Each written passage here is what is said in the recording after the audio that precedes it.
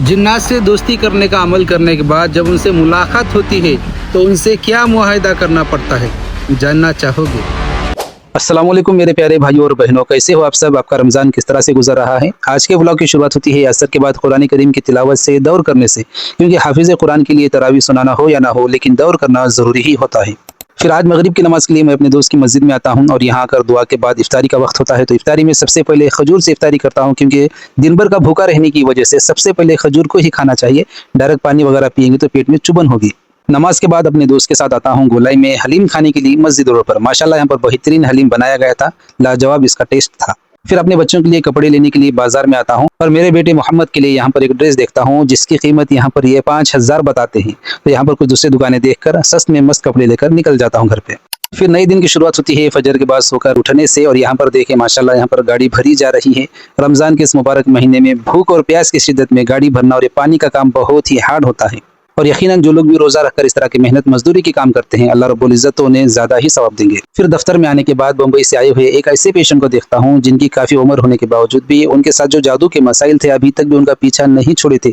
यहाँ तक कि इसी वजह से उनका अभी तक निकाह भी नहीं हो पाया था। अल्लाह रब्बुल इज़्ज़त से दुआ है कि अल्लाह ताला पूरे उम्मत को इस तरह के जादू टोनों से महफूज रखे।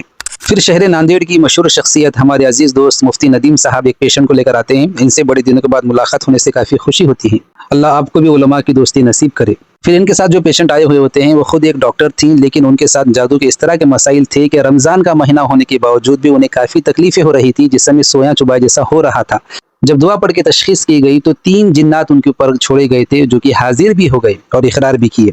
और एक बात मैं यहाँ पर बताता हुआ चलूँ कि रमज़ान में शयातीन को कैद किया जाता है, जिन्नातों को नहीं। जिसके साथ जिन्नातों के ज़रिए से जादू किया जाता है, ज़्यादा सख्त रहने की वजह से रमज़ान में भी बाज़ वक़्त कभी कभार थोड़ा बहुत असर होता ही है।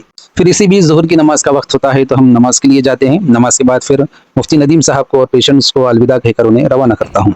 तो जी हाँ दोस्तों, जब भी कोई आमिल कुरान करीम का कोई अमल करके चिल्लाकशी करता है, जिन्नात को बुलाने का, उनसे दोस्ती करने का अगर कोई अमल करता है, तो अमल के आखिरी दिन में जिन्नात आ ही जाते हैं, उनसे सलाम दुआ हो जाती है। और अगर वो उनसे अगर मानूस हो जाते हैं तो अपने कुछ कंडीशनें रखते हैं, अपनी कुछ शराइत रखते हैं। जैसे कि वो मुसलमान जिन्नात नेक होते हैं तो यही शराइत रखते हैं कि नमाज़ों की पाबंदी करना है, गुनाहों से बचना है, पीर या जुमेरात के दिन रोज़ा रखना है, सदका खैरात करना है। तो जो शराइत आप उन पूरे कर सकते हैं वही शराइत को आपको अपनाना है, वही शराइत पर आप मुआहिदा करना है। तो मुआहिदा करते वक्त इन बातों का खास ख्याल रखना होता है। फिर इंशाल्लाह यकीनन आपकी दोस्ती उनसे हो जाएगी।